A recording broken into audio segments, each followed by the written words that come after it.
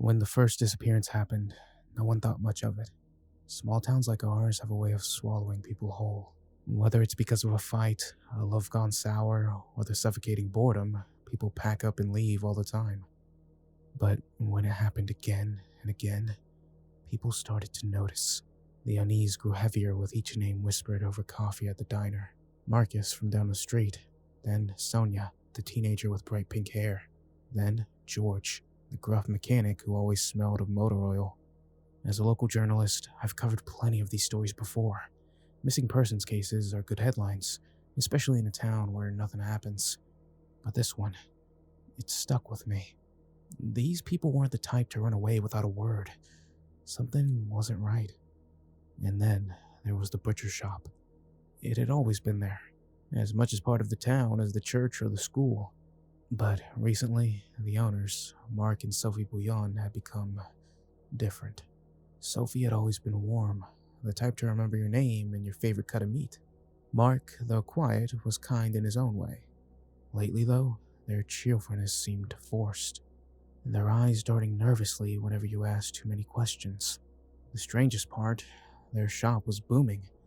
The Bouillon's business had always been steady, but in the past few months, they were selling out faster than ever. People raved about their special cuts, a tender, flavorful meat that had no rival. Something about it felt wrong. I decided to dig deeper. It started with casual visits to the shop. I'd chat with Sophie while picking up small orders, asking harmless questions about their new success. She always smiled and laughed, brushing it off as just luck. But her smile didn't reach her eyes, and she seemed to avoid looking me in the face for too long. Mark was harder to read. He rarely spoke, sticking to the back of the shop where he worked with the meat. But I noticed how his hands trembled when he handed me my order, the veins on his forearm twitching as if under pressure. One day, while Sophie was busy with a customer, I slipped behind the counter, pretending I had dropped my wallet. There was a door marked "Employees Only" leading to the back room. It was ajar, and from the crack, I caught a glimpse of something. Hooks, glinting under a fluorescent light, and rows of meat hanging like trophies. The smell hit me. It was sickly sweet and metallic, not the usual sharp tang of fresh beef or pork. This was a different scent. Rotten. Before I could look closer, Mark's shadow loomed in the doorway. "You're not supposed to be back here," he growled.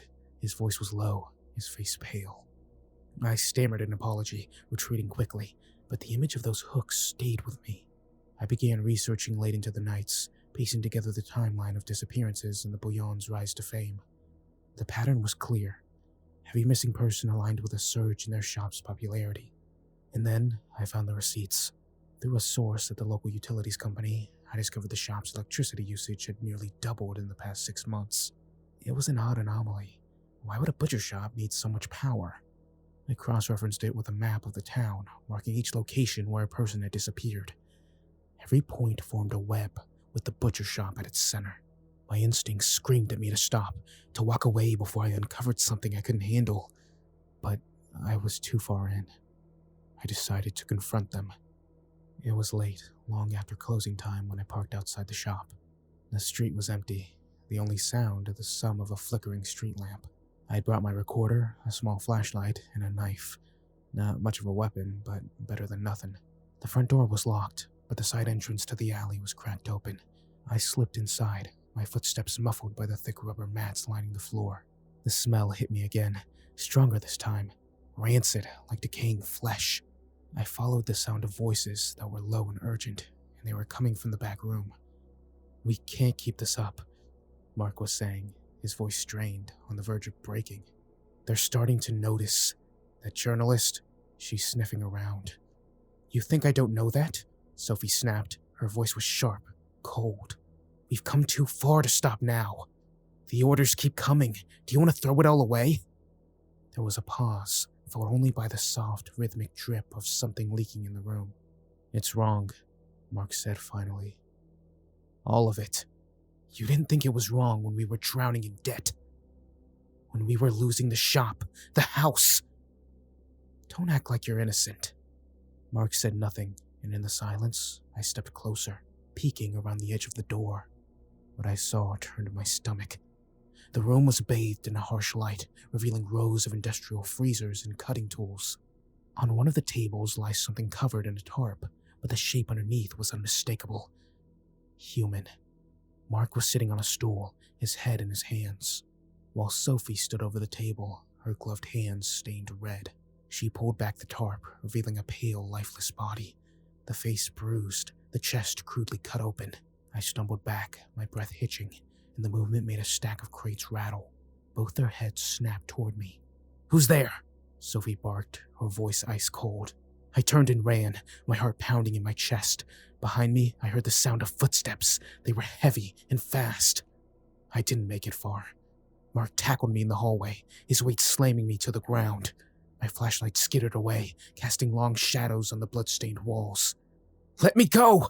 I screamed, struggling against his grip. "Stop it!" Sophie shouted, her voice echoing in the corridor. "Mark, get her inside!" He dragged me, kicking and flailing, back into the room. My knife fell from my pocket, clattering to the floor. Sophie picked it up, turning it over in her bloodied hands with a smirk. "So," she said, her tone mockingly sweet, "you just couldn't leave it alone, could you?" "What are you doing?" I gasped. "What the hell is this?" Sophie's smile faltered, replaced by something cold and calculating. "It's survival," she said simply. "Something you clearly don't understand." "Survival?"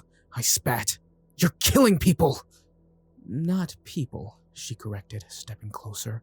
"Ingredients, special cuts, and it's because of those ingredients that we're still here." Mark's grip on my arms loosened slightly, and I saw the conflict in his eyes. He wasn't like her. He was scared, broken. "You don't have to do this," I whispered, locking eyes with him. "You can stop this." "Mark!" Sophie snapped, her voice sharp as a blade. "Don't listen to her. She doesn't understand." But he hesitated, his hands trembling. And in that moment, I acted. I brought my knee up, hard into his stomach.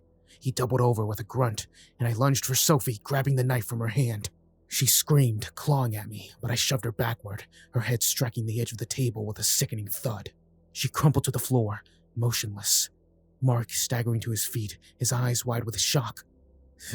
"She's gone," I said, my voice shaking. "It's over." He looked at Sophie's limp body, then at me, and something inside of him broke. "No," he said softly, his voice barely audible. "It's never over." Mark lunged for me, his hands reaching for the knife. I twisted away, slashing blindly, and felt the blade connect with something solid. He screamed, clutching his arm, and I ran for the door. Behind me, I heard him sobbing, his cries mingling with the faint, haunting echo of Sophie's laughter. I burst out into the cool night air, gasping for breath.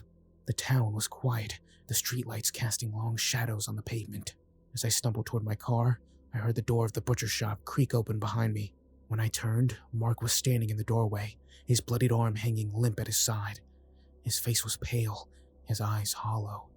"This isn't over!" he called after me, his voice carrying through the stillness. I didn't reply. I didn't stop. The shop was closed the next day. No one in town spoke about it, but when the police investigated, they found nothing. No bodies, no blood, nothing to suggest the horrors I had seen. The Bouillons had disappeared, leaving behind only rumors and whispers. But every time I pass by that empty building, I feel their eyes upon me. But every time I pass by that empty building, I feel their eyes on me, and I can't help but wonder if they found a new place to set up shop. Somewhere, someone is buying their special cuts, and they don't even know it.